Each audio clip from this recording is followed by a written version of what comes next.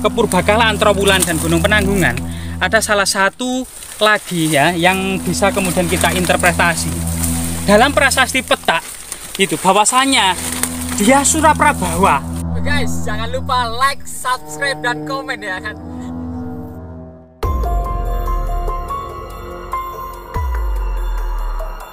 Ada perdebatan di antara para ahli mengenai ibu kota Majapahit yang dimungkinkan juga pernah berpindah-pindah. Karena dalam para raton, awalnya kota ini berada di pinggir Sungai Brantas, di Tarik, dekat Tarik ya, Sidoarjo saat ini. Kemudian pada masa kejayaannya memang tidak bisa dipungkiri, sampai pada akhirnya itu berada di Trowulan. Kemudian pada masa akhir-akhirnya terjadi banyak perang paregrek, kemungkinan juga pindah lagi, tepatnya di dekat Gunung Penanggungan. Karena di Gunung Penanggungan ini banyak terjadi pembangunan candi pada abad ke-16, terutama pada tahun 1511. Dimungkinkan sekitar Gunung Penanggungan ada istana Majapahit yang memang masih misterius setelah runtuhnya Trowulan. Mari kita selidiki bersama-sama.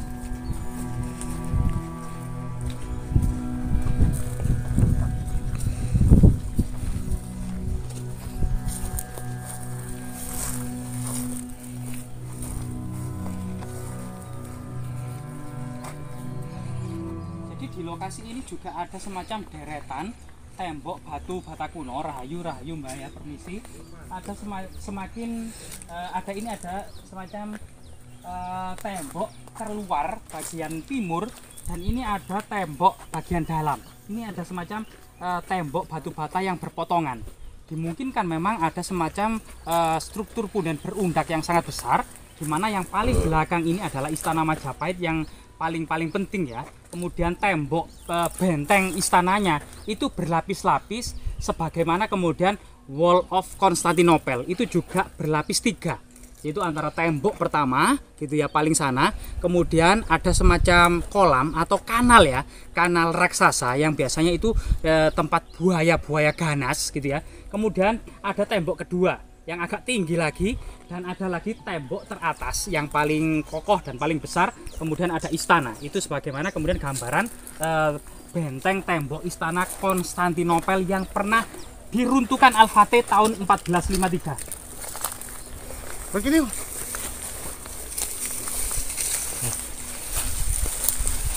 di area ini ya, sekitar 3 hektar ini, jadi ini lapangan yang sangat luas. Diduga memang masa lalunya itu memang berupa istana yang sangat besar gitu ya, dengan sistem berundak. Jadi paling bawah itu tentunya memang pada masa lalu itu dianggap benteng terluar, sedangkan yang paling atas itu dianggap yang paling penting, paling sakral ya, atau inti dari sebuah istana itu sendiri.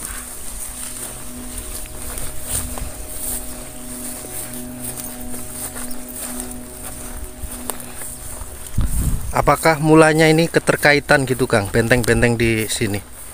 Ada keterkaitan antara yang sisi timur, selatan, barat, dan utara ini? Iya, jadi benteng sebagaimana kemudian pemberitaan Negara Kertagama itu kan melingkari istana, entah itu kotak ya, dan bisa jadi berlapis-lapis, bisa jadi kemudian disekat oleh kanal-kanal ya, kanal-kanal. Nah, di sini memang agak rumput, penuh dengan semak belukar gitu ya.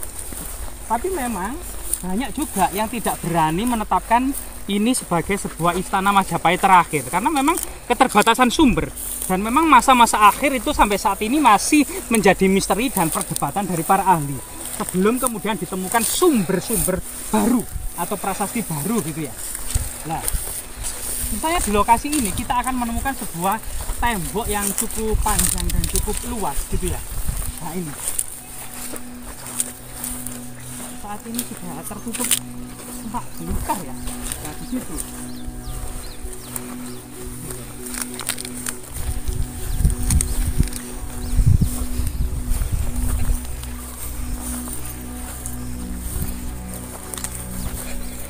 memang mendalami sebuah fakta gitu ya, untuk kemudian menghubungkan tentang kesejarahannya membutuhkan literasi sumber-sumber historis. Kemudian sumber historis yang sudah ketemu kita interpretasi gitu ya. itu juga membutuhkan kecerdasan dalam menghubungkan fakta dengan sumber historis. Lokasi ini minimal itu ada 4 sumber historis gitu ya, bisa juga 5. Yang pertama adalah kepurbakalaan Gunung Penanggungan dan kepurbakalaan di Trowulan. Sampai saat ini, angka-angka tahun di Trowulan yang diduga sangat berhubungan dengan ekstensi Kerajaan Majapahit itu berakhir tahun 1400 Saka atau 1478 Masehi. Sebagaimana kemudian pemberitaan Negara Kertagama, Babatana Jawi, Serat Kanda, Serat Sangkaling Mowana itu meletakkan runtuhnya Majapahit di Trowulan tahun 1400 Saka atau 1478 Masehi. Sedangkan prasasti Petak dan prasasti Trailokyapuri ini merupakan sebuah prasasti yang ditulis pada masa Majapahit yang isinya ternyata masa Majapahit masih eksis pada tahun 1486 Masehi atau 1408 Saka. Jadi 8 tahun setelah runtuhnya Majapahit di Trowulan itu ternyata muncul prasasti Petak dan Trailokyapuri. Nah, di sini itu banyak sekali gundukan yang penuh dengan fragmen batu bata kuno era Kerajaan Majapahit. Akan bisa dikenali dari ketebalannya ya, ketebalannya atau tipisnya. Nah, di semak-semak belukar ini entah sebab apa ya tembok yang sangat istimewa ini tertutup semak belukar. Jadi kita benar-benar merusuk. Luar biasa sekali ya. Nah ini, jadi ini tembok batu bata kuno yang masih orisinil ya, masih rapat tanpa spis gitu ya. Dan di sini ada semacam rongga. Nah, entah sebab apa ada sebuah rongga yang benar-benar membatasi antara tembok yang kanan dengan tembok yang kiri dengan struktur yang memanjang ke sana. Iya, bukan retak ya ini. Bukan retak, tapi ini tembok ke sana. Kalau retak itu kan murai-murai. Ini masih lurus ini. Bener. Jadi ada tembok yang mensekat seperti ini. Jadi sumber historisnya itu selain kemudian kepurbakalaan Trowulan dan Gunung Penanggungan, ada salah satu lagi ya yang bisa kemudian kita interpretasi. Dalam prasasti Petak itu bahwasanya dia Suraprabawa ya. Barata atau ayah dari Girindrawardhana Dhyarana Wijaya yang dalam prasasti Trailokyapuri itu disebut Batara Ring Dahanapura atau Raja Majapahit yang berkedudukan di kota Daha Kediri. Itu juga ada bahwasanya di prasasti Petak memuat bahwasanya Mungguweng Jinggan. Jadi waktu itu tanpa sebab apa pemberian tanah-tanah perdikan Trailokyapuri itu terhambat yang kemudian bisa dilaksanakan masa Girindrawardhana yang sebenarnya itu merupakan artinya sebelum Girindra seharusnya ada raja yang bersemayam di Jinggan. Jadi ada istana Jinggan sebenarnya. Istana Jinggan itu sebelah mana? Kalau kita hubungkan dengan berita Negara Kertagama gitu ya, bahwasanya rombongan Majapahit yang bertolak dari kota Trowulan menuju Lumajang pertama-tama itu melewati Japan, kemudian hutan Tebu, Bebala, hutan Pandawa ya, Tebu, kemudian Bebala, Kanci, Panjrak, Ponggeng, Jinggan. Jadi Ponggeng itu sebuah kota yang membatasi antara Kanci yang saat ini menjadi Mojosari dengan Jinggan. Jadi Jinggan terletak di sebelah timur dari Ponggeng.